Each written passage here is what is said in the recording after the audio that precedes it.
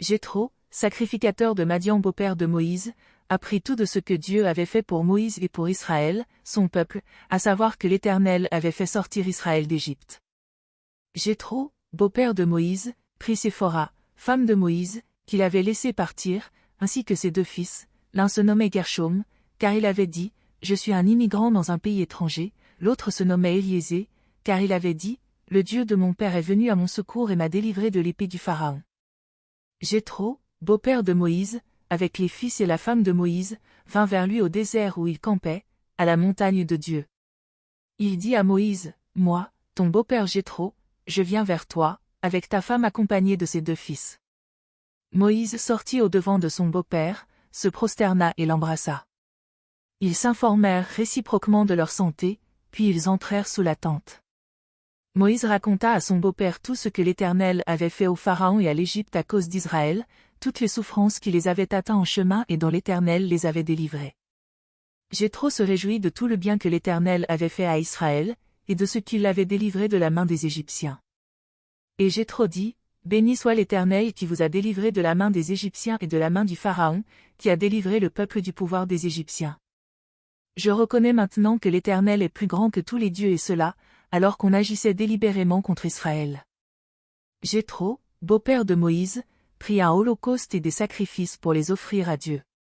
Aaron et tous les anciens d'Israël vinrent participer au repas avec le beau-père de Moïse, en présence de Dieu. Le lendemain, Moïse siégea pour juger le peuple, et le peuple se tint devant Moïse depuis le matin jusqu'au soir. Le beau-père de Moïse vit tout ce qu'il faisait pour le peuple, et il dit, « Que fais-tu là pour ce peuple? Pourquoi sièges-tu seul, et tout le peuple se présente-t-il devant toi, depuis le matin jusqu'au soir ?» Moïse répondit à son beau-père, « C'est que le peuple vient à moi pour consulter Dieu. Quand ils ont quelque affaire, on vient devant moi, je sers d'arbitre entre les deux parties et je fais connaître les prescriptions de Dieu et ses lois. » Le beau-père de Moïse lui dit, « Ce que tu fais n'est pas bien. Tu t'épuiseras toi-même, ainsi que ce peuple qui est avec toi, car la tâche est trop lourde pour toi, tu ne pourras pas l'exécuter toi seul. Maintenant écoute ma voix, je vais te donner un conseil, et que Dieu soit avec toi. Représente le peuple auprès de Dieu et porte toi-même les affaires devant Dieu. Explique-leur les prescriptions et les lois, et fais-leur connaître le chemin qu'ils doivent suivre et l'œuvre qu'ils doivent faire. Discerne parmi tout le peuple des hommes de valeur, craignant Dieu, des hommes attachés à la vérité et qui haïssent le gain malhonnête, établis sur eux comme chefs de 1000, chefs de 100, chefs de 50 et chefs de 10. Qu'ils jugent le peuple en tout temps, qu'ils portent devant toi toute affaire importante, et qu'ils jugent eux-mêmes les affaires secondaires. Allège ta charge, et qu'ils la portent avec toi.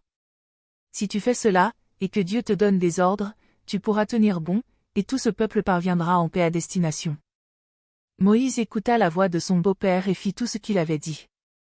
Moïse choisit des hommes de valeur parmi tout Israël et les établit à la tête du peuple, chefs de 1000, chefs de 100, chefs de 50 et chefs de 10. Ils jugeaient le peuple en tout temps, ils portaient devant Moïse les affaires difficiles et jugeaient eux-mêmes toutes les affaires secondaires. Moïse laissa partir son beau-père, qui s'en alla dans son pays. Le 3e mois après leur sortie du pays d'Égypte, les Israélites arrivèrent ce jour-là au désert du Sinaï. Partis de Rephidim, ils arrivèrent au désert du Sinaï et campèrent dans le désert. Israël campa là, vis-à-vis de la montagne. Moïse monta vers Dieu, l'Éternel l'appela du haut de la montagne en disant, « Voici ce que tu diras à la maison de Jacob et que tu annonceras aux Israélites, vous avez vu vous-même ce que j'ai fait à l'Égypte, je vous l'ai porté sur des ailes d'aigle et fait venir vers moi. Maintenant, si vous écoutez ma voix et si vous gardez mon alliance, vous m'appartiendrez en propre entre tous les peuples, car toute la terre est à moi. Quant à vous, vous serez pour moi un royaume de sacrificateurs et une nation sainte. Voilà les paroles que tu diras aux Israélites. » Moïse vint appeler les anciens du peuple et mit devant eux toutes ces paroles, comme l'Éternel le lui avait ordonné. Tout le peuple unanime répondit, « Nous ferons tout ce que l'Éternel a dit. » Moïse répéta les paroles du peuple à l'Éternel. L'Éternel dit à Moïse, « Moi, je viendrai vers toi au plus épais de la nuée, afin que le peuple entende quand je te parlerai, et qu'il ait aussi toujours confiance en toi. » Moïse rapporta les paroles du peuple à l'Éternel.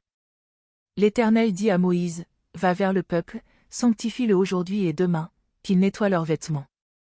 Qu'il soit prêt pour le 3e jour, car le 3e jour l'Éternel descendra, aux yeux de tout le peuple, sur le mont Sinaï. Tu fixeras au peuple des limites tout alentour en disant, gardez-vous de monter sur la montagne, ou d'en toucher le bord. Quiconque touchera la montagne sera puni de mort. On ne portera pas la main sur lui, mais on le lapidera, ou bien on le percera de flèches, bête ou homme, il ne restera pas en vie. Quand la corne de bélier retentira, ceux-ci monteront sur la montagne.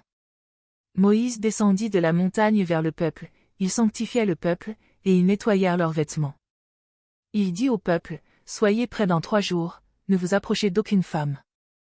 Le 3e jour au matin, il y eut du tonnerre, des éclairs et une épaisse nuée sur la montagne, le son du cor retentit fortement, et tout le peuple qui était dans le camp se mit à trembler. Moïse fit sortir le peuple du camp à la rencontre de Dieu et ils se placèrent au bas de la montagne. Le mont Sinaï était tout enfumé, parce que l'Éternel y était descendu au milieu du feu, cette fumée s'élevait comme la fumée d'une fournaise, et toute la montagne tremblait avec violence. Le son du cor retentissait de plus en plus fortement. Moïse parlait, et Dieu lui répondait à haute voix. Ainsi l'Éternel descendit sur le mont Sinaï, sur le sommet de la montagne, et Moïse monta. L'Éternel dit à Moïse, descends, avertis solennellement le peuple, de peur qu'il ne se précipite vers l'Éternel pour regarder, et qu'il n'en tombe un grand nombre. Que les sacrificateurs eux-mêmes qui s'approchent de l'Éternel, se sanctifient aussi, de peur que l'Éternel ne cause des pertes dans leur rang. Moïse dit à l'Éternel, le peuple ne pourra pas monter sur le mont Sinaï, car tu nous as solennellement avertis en disant, fixe des limites à la montagne et sanctifie-la. L'Éternel lui dit, va, descends, tu monteras ensuite avec Aaron, mais que les sacrificateurs et le peuple ne se précipitent pas pour monter vers l'Éternel, de peur qu'ils ne causent des pertes dans leur rang. Moïse descendit vers le peuple et lui parla.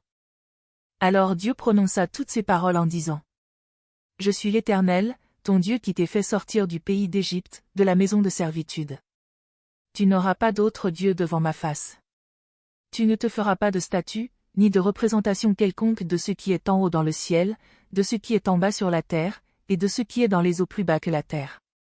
Tu ne te prosterneras pas devant elles, et tu ne leur rendras pas de culte, car moi, l'Éternel, ton Dieu, je suis un Dieu jaloux, qui punit la faute des pères sur les fils jusqu'à la 3e et à la 4e génération de ceux qui me haïssent, et qui usent de bienveillance jusqu'à 1000 générations envers ceux qui m'aiment et qui gardent mes commandements. Tu ne prendras pas le nom de l'Éternel, ton Dieu, en vain, car l'Éternel ne tiendra pas pour innocent celui qui prendra son nom en vain. Souviens-toi du jour du sabbat, pour le sanctifier. Tu travailleras 6 jours, et tu feras tout ton ouvrage. Mais le 7e jour est le sabbat de l'Éternel, ton Dieu, tu ne feras aucun ouvrage, ni toi, ni ton fils, ni ta fille, ni ton serviteur, ni ta servante, ni ton bétail, ni l'étranger qui réside chez toi. Car en 6 jours l'Éternel a fait le ciel, la terre, la mer et tout ce qui s'y trouve, et il s'est reposé le 7e jour, c'est pourquoi l'Éternel a béni le jour du sabbat et l'a sanctifié. Honore ton père et ta mère, afin que tes jours se prolongent sur la terre que l'Éternel, ton Dieu, te donne. Tu ne commettras pas de meurtre. Tu ne commettras pas d'adultère. Tu ne commettras pas de vol. Tu ne porteras pas de faux témoignages contre ton prochain. Tu ne convoiteras pas la maison de ton prochain, tu ne convoiteras pas la femme de ton prochain, ni son serviteur, ni sa servante, ni son bœuf, ni son âne, ni rien qui soit à ton prochain. Tout le peuple observait le tonnerre, les éclairs, le son du cor et la montagne fumante. À ce spectacle, le peuple tremblait et se tenait dans l'éloignement. Ils dirent à Moïse, parle-nous toi-même, et nous écouterons, mais que Dieu ne nous parle pas, de peur que nous ne mourions.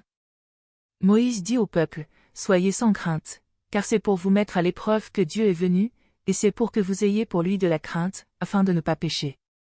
Le peuple se tenait dans l'éloignement, mais Moïse s'approcha de la nuée où était Dieu. L'Éternel dit à Moïse, tu parleras ainsi aux Israélites, vous avez vu que je vous ai parlé du ciel. Vous ne ferez pas à côté de moi des dieux d'argent ni des dieux d'or, vous ne vous en ferez pas. Tu me feras un autel de terre, sur lequel tu offriras tes holocaustes, tes sacrifices de communion, ton petit et ton gros bétail. Partout où je rappellerai mon nom, je viendrai vers toi et je te bénirai. Si tu fais un autel de pierre, tu ne le bâtiras pas en pierre taillée, car en brandissant ton outil sur la pierre, tu la profanerais. Tu ne monteras pas à mon autel par des marches, afin que ta nudité ne soit pas découverte.